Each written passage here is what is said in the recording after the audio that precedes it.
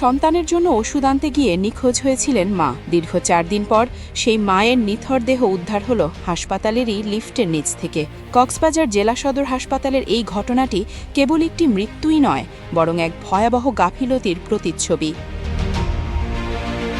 গত 4 মার্চ বুধবার দুপুরে 5তলা শিশু ওয়ার্ডে চিকিৎসাধীন 5 বছরের অসুস্থ মেয়ে মরিয়মের জন্য ওষুধ কিনতে বের হন কোহিনুর আক্তার। সিসিটিভি ফুটেজে দেখা যায় তিনি 4 তলায় লিস্টের জন্য অপেক্ষা করছিলেন, কিন্তু এরপর তিনি যেন রহস্যজনকভাবে গায়েব হয়ে যান।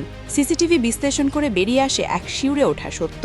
4 তলায় লিফটটি আসার আগেই যান্ত্রিক ত্রুটির কারণে বাইরের কপাট বা দরজাটি খুলে গিয়েছিল, কিন্তু ভেতরে কোনো লিফট ছিল না। করিডোরের স্বল্প আলোয় কোহিনুর আক্তার হয়তো বিষয়টি বুঝতে পারেননি। পা বাড়াতেই তিনি সরাসরি 4 তলা থেকে কয়েকশো ফুট নিচে লিফটের অন্ধকার গর্তে আছড়ে পড়েন।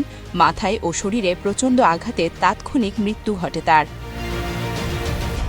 অবাক করেন বিষয় হলো, একটি ব্যস্ত সরকারি হাসপাতালে এই মৃত্যুর পরও 4 দিন কেউ কিচ্ছু জানত না। লিফটের নিচে মরদেহটি পড়ে পচে যাচ্ছিল, অথচ কারও নজরে আসেনি।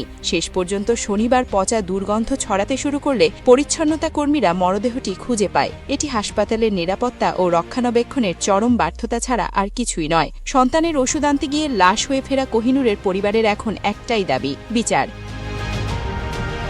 পুলিশ তদন্ত শুরু করলেও প্রশ্ন উঠেছে, কেন লিফটের নিরাপত্তা ব্যবস্থা আগে পরীক্ষা করা হয়নি? কার অবহেলায় ঝরে গেল এই তরতাজা প্রাণ? নিরাপদ হোক আমাদের হাসপাতাল, বিচার পাক কোহিনুর আক্তার।